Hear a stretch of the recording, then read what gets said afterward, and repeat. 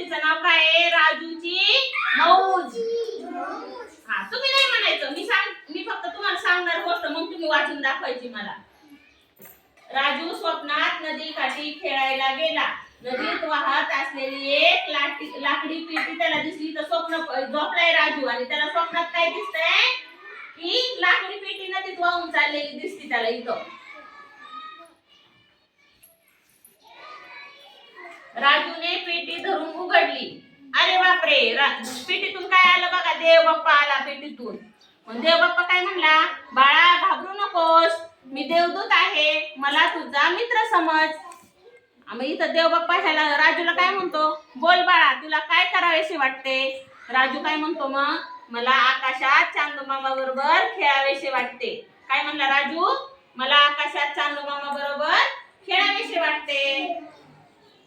मग देव बाप्पाने काय केलं? राजूला म्हणलं चला आपण चांदमामाकडे जाऊ. मग तो देव बाप्पांनी त्याला हातावर घेतला आणि चांदमामाकडे निघाला. चांदमामा आपण खेळ खेळूया. राजू काय म्हणाला चांदमामाला? चल आपण खेळ खेळूया. मग चांदमामा काय म्हणाला? हो चल, आपण शिवाशिवीचा खेळ खेळू. ताऱ्यावर बसून फिरण्याची किती मज्जा येते. इथं बघा कसा राजू ताऱ्यावर बसलाय, चांदणीवर बसलाय आणि फिरतोय.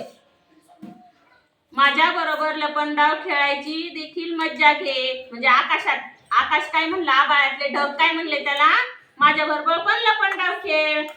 मग राजू काय म्हणला? खरोखरच खूपच मज्जा येते.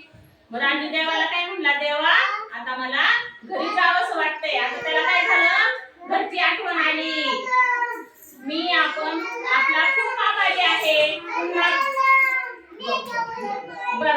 इथं बघा देवबाप्पा काय म्हणतो? देवबाप्पाला राजू काय म्हणतो? मी आपला खूप आभारी आहे, पुन्हा जरूर या.